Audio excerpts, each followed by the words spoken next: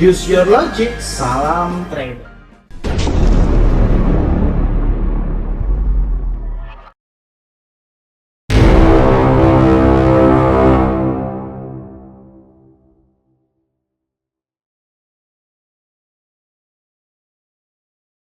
Salam traders, balik lagi sama saya Andi Firmansyah di channel ESG.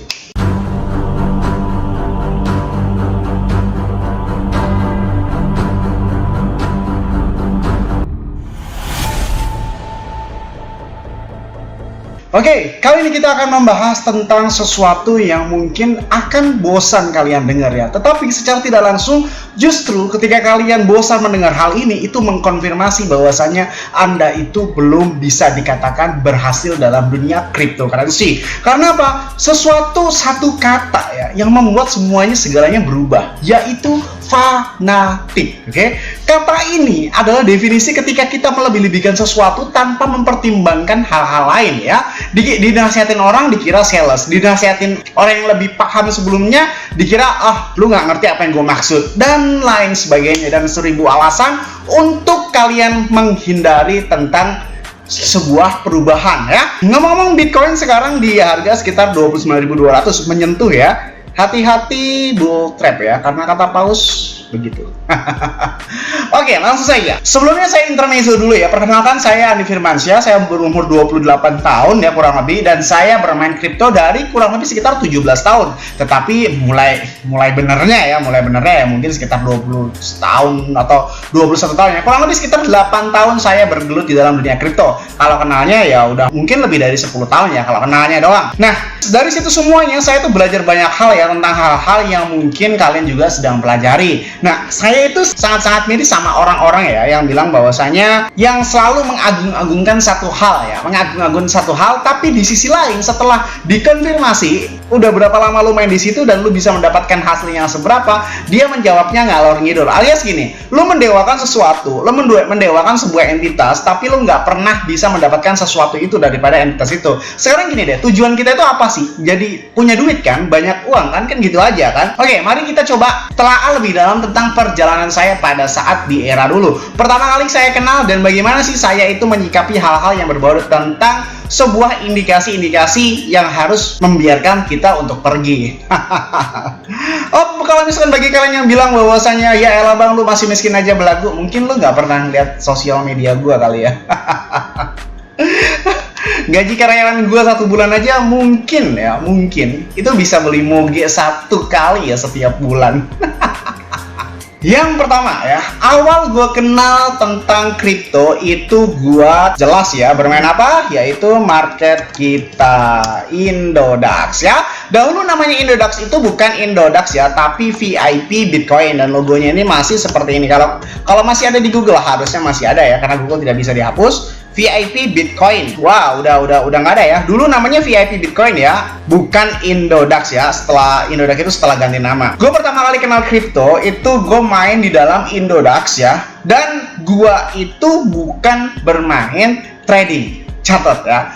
Gue gini, setiap orang itu kan harus berkaca diri ya, Gue tuh selalu menganalogikan kira-kira dengan modal gue yang pada saat itu di angka di bawah 5 juta, itu apa iya bisa untung di dalam dunia trading? Yang sebagian orang awam mengira bahwasanya untung di dalam dunia trading itu bisa. Menurut saya itu hampir mustahil ya, karena pada saat itu belum ada tuh features. Pada saat itu belum adanya Indodax. Lu cari 1%, 2%, 3%, 5% itu sangat sulit banget loh di dalam spot trading ya. Kalau dalam features oke lah. Pada saat itu kan adanya Indodax aja, adanya spot trading aja. Dan itu benar-benar sangat sulit boy, oke?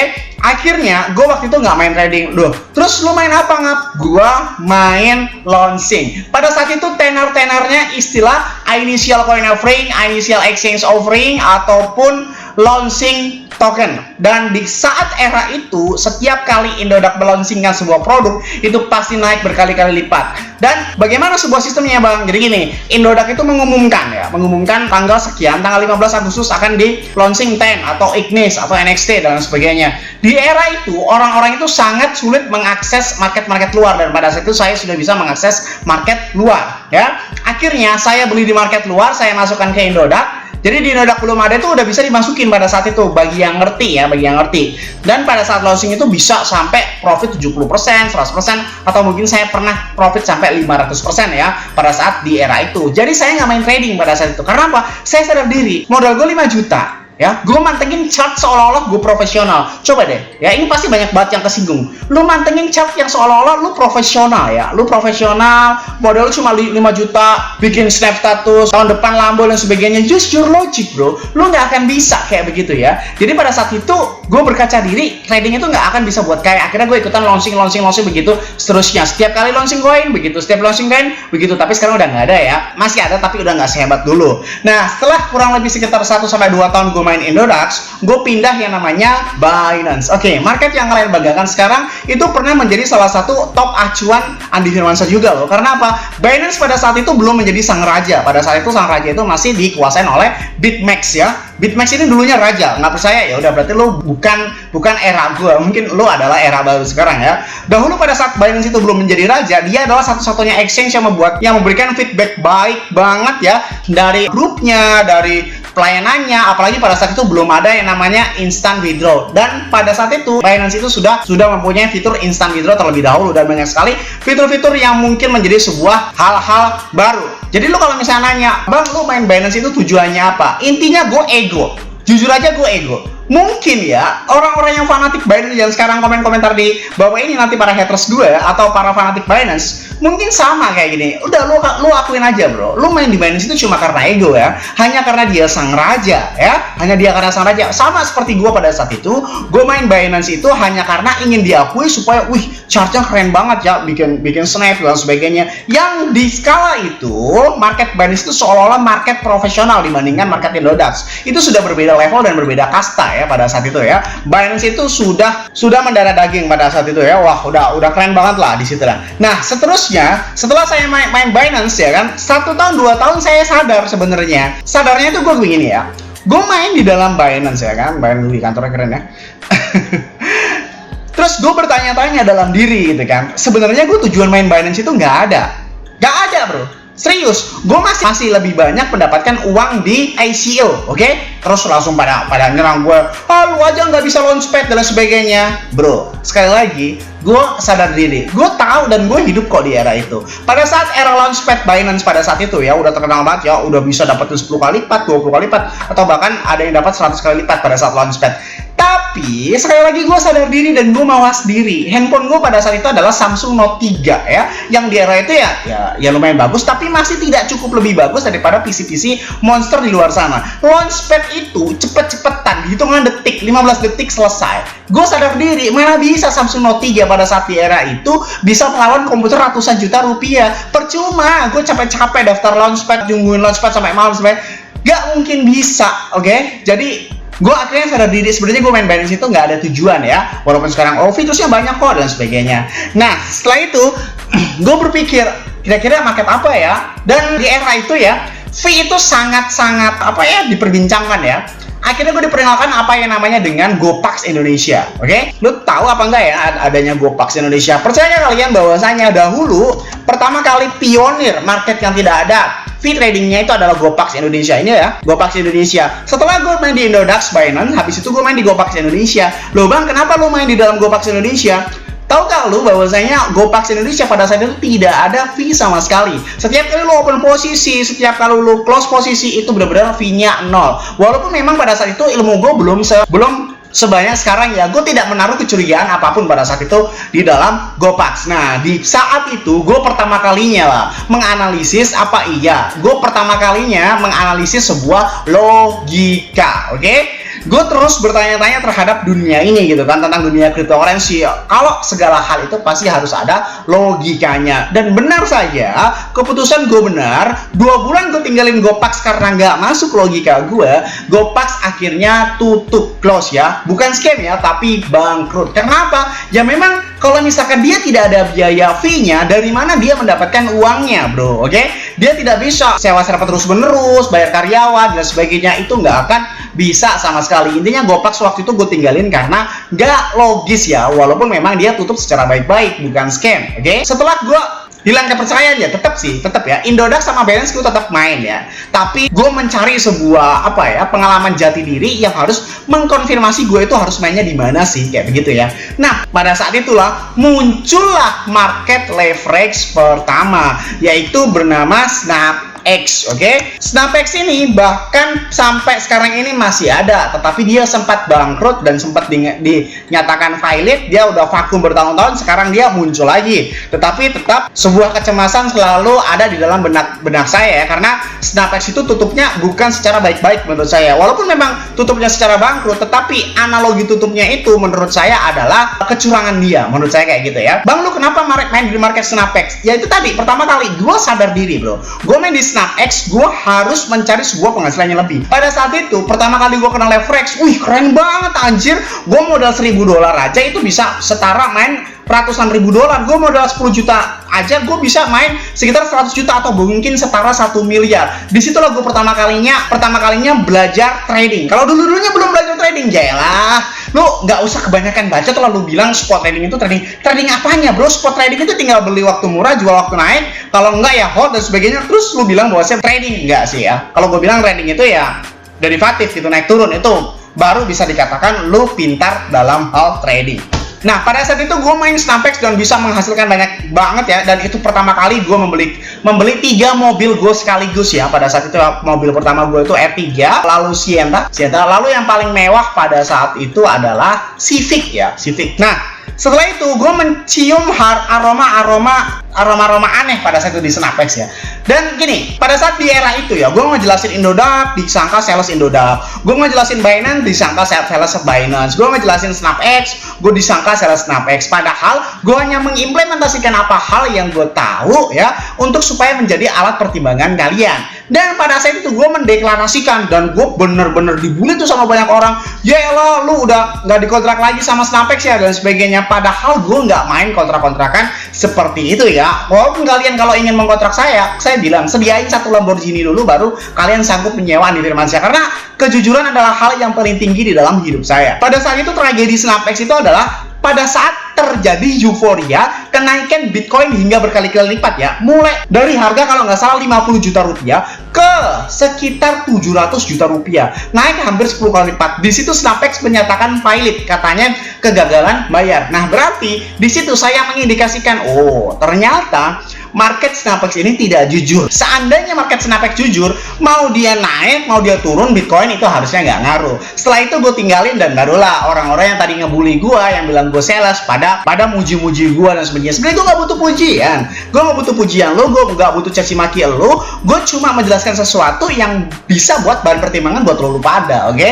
Nah, setelah SnapX, saya itu mengenal. Gini, lu mengeluh tentang fee trading ya sekarang ya, lu nggak kenal sih dulu pertama kali SnapX itu membuat fee trading itu berapa? Lo percaya fee trading itu adalah 1%? Yap, gue serius. Dan lu mungkin kalau hidup di era itu akan ngamuk-ngamuk kalau lu datang dari masa depan ke dalam SnapX. Tapi pada saat itu free trading tidak diperhitungkan. Kenapa? Pertama kali manusia di dunia ini mengenal leverage trading, jadi mereka happy-happy aja, nggak peduli tentang free trading. Serius, free tradingnya mahal banget. Lo bang, perbandingannya gimana? Lo bandingin aja, sekarang kan market MoneXBT aja 0,05% lo bilang mahal, 0,1% lo bilang mahal, CoinWay lo bilang, CoinWay murah sih, MoneXBT lo bilang mahal. Lo bayangin SnapX 10 kali lipat lebih mahal pada saat itu ya. Akhirnya gue pindah tuh ke yang namanya kalau nggak salah Delta Exchange. Lo percaya bahwasanya di dunia ini ada market futures yang gratis, oke? Karena rasa penasaran gue, dan ya lo tau sendiri lah, gue masih setengah-setengah mateng lah. Gue cobain lah market Delta Exchange. Bener dong, marketnya no fee. Lo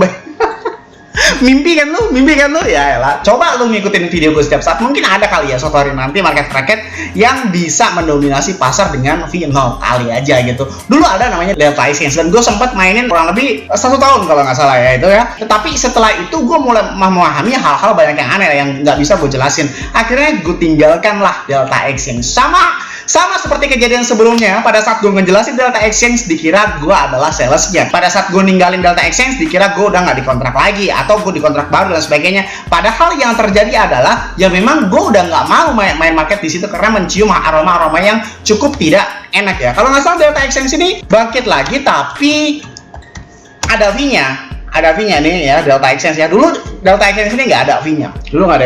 Nah, setelah itu gue kenal lah pertama kali yang namanya copy trading. Di market mana? Yap, market LMT. Oke? Market LMT adalah salah satu market yang bisa membuktikan kepiawaian saya dengan tidak komentari sama haters saya. Kan pada bilang bahwasannya ya elah lu ngomong bacot doang lu, tapi ternyata trading nggak bisa. Lu percaya nggak sih kalau misalkan dulu di Let Me Trade itu gue ranking 1 di seluruh market dunia Let Me Trade. Oke? Jadi dibuktikan dari copy trading pada saat itu ya. Ini pertama kali copy trading tanah rating di dalam Let Me Trade. Tapi Let Me Trade ini akhirnya juga bangkrut. Oke? Kalau nggak salah waktu itu bangkrutnya LMT adalah satu-satunya market yang di dunia ini tidak mempunyai funding fee, tidak mempunyai rebate fee, tidak mempunyai biaya in-app, jadi dia gratis. Itu mungkin hal yang membuat dia bangkrut ya. Jadi LMT bangkrut, bukan scam. Nah, setelah saya main di LMT, saya pindahlah ke dalam market Bingbond.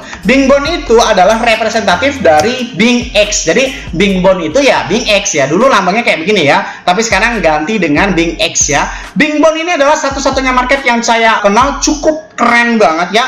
Kan gue dari dulu tuh mainnya market lemot-lemot ya, kecuali Binance ya. Binance lemot juga karena HP gue jelek pada saat itu ya. Gue main market Snapex itu lemot, main LMT itu lemot ya, karena memang mereka kayak niat gitu lah bikin UI-nya gitu kan, kayak market baru. Tapi Bingbond ini berbeda dan bisa kita lihat bahwasanya BingX ini juga market top 20 CMC di era sekarang. Jadi ini adalah market yang saya mainkan semenjak dulu dan sampai sekarang masih ada. Tetapi seperti halnya gue ngebuat video Liquid Hunter tentang BingX, tentang Bingbond dan sebagainya. Nah, itu adalah sebuah video pembuktian bahwasanya gue kayaknya nggak mau deh main market yang ada Liquid Hunter-nya, atau bahkan ada sampai error seperti kalian lihat video-video inilah. Wah, itu udah gila banget lah. Gue nggak kebayang kalau misalkan gue masih terus main di dalam market BingX itu. Sampai sekarang masih ada, lo boleh main di situ. Setelah itu, gue pindah lah apa yang namanya dengan Bityard, oke? Antara Bityard dan BingX ini saling berketerkaitan ya, hampir sama. Kenapa gue pindah ke dalam Bityard pada saat itu? Di era dulu, LMT dan Snapex itu ada yang namanya limit, bro. LMT dan Snapex itu ada yang namanya limit. Max-nya itu 500% seperti MoneXBT. Nah, Bityard itu bisa lebih dari itu. Pada saat itu gue pakai Bityard itu, tetapi Bityard ini gue lihat nggak punya perkembangan yang cukup signifikan. Feedbacknya ke Indonesia jelek dan akhirnya gue tinggalin tuh. Sampai sekarang masih ada. Nah, setelah itu gue pindah ke market MoneXBT. Kalau lu nanya lagi, bang, lu kenapa pindah di dalam market MoneXBT ya? Ya karena market MoneXBT itu pertama kali gue mengenal tentang margin variasi dan mode average gitu, yang itu tidak ada di Binance dan lain sebagainya. Nah, setelah MoneXBT membuat sebuah keputusan split-nya dinaikkan, itu ya tiba-tiba gue ngerasa, oh ya udahlah, berarti kalau gue kayak gitu ya gue nggak usah main di situ lagi. Akhirnya gue sekarang pindah ke dalam CoinW. Kalau lu nanya terhadap CoinW itu kenapa ya lu pindah ke CoinW, ya jelas karena CoinW itu ada mode reverse yang tidak ada di market lain, dan jangan lupa tentang split yang hampir tidak ada ya. Dan mode split, mode merge cross, merge isolate dan sebagainya itu adalah mode-mode yang cukup menarik untuk dimainkan ya. Paling utama sih reverse sama no split itu aja sih. Kalau gue OKX gue main karena memang fundamentalnya bagus. Nah, setelah lu pahami cerita tentang gue kayak begini, hal apa yang lu dapatin ya? Dalam kurang lebih sekitar 8 tahun sampai 10 tahun ini, gue pindah kurang lebih hampir 12 market. Itu tidak termasuk market-market yang tentang gue pakai arbitrase ya, seperti Poloniex, Huobi Global, Bittrex, Bitfinex, Bybit, Lbank, MXC, dan banyak sekali market-market lainnya yang sudah saya mainkan. Intinya tadi ke-12 market itu adalah market yang bisa menemani saya hingga sampai di era ini. Dan kalau lu pahami tentang cerita gue ini, lu akan tahu tentang satu hal. Mendewakan sesuatu itu bisa-bisa membuat lu tidak logis dalam berpikir. Oke? Dan kenapa? Kalau misalkan lu pengen cuan, ya udah lu main market di sini. Kalau lu pengen cuan, ya udah lu main market di sini. Begitu seterusnya. Kalau lu nanya, "Bang, lu apa yang lu lakuin sekarang setelah MoneXBT split-nya naik?" Ya udah gue tinggalin. Setelah misalkan apa yang lu lakuin setelah LMT aneh-aneh, ya udah gue tinggalin dan sebagainya. Dunia ini tentang hit and run menurut gue sih ya. Tentang kapan waktunya kita memukul, kapan waktunya kita menyerang, kapan waktunya kita investasi ke dalam instrumen yang baik ya.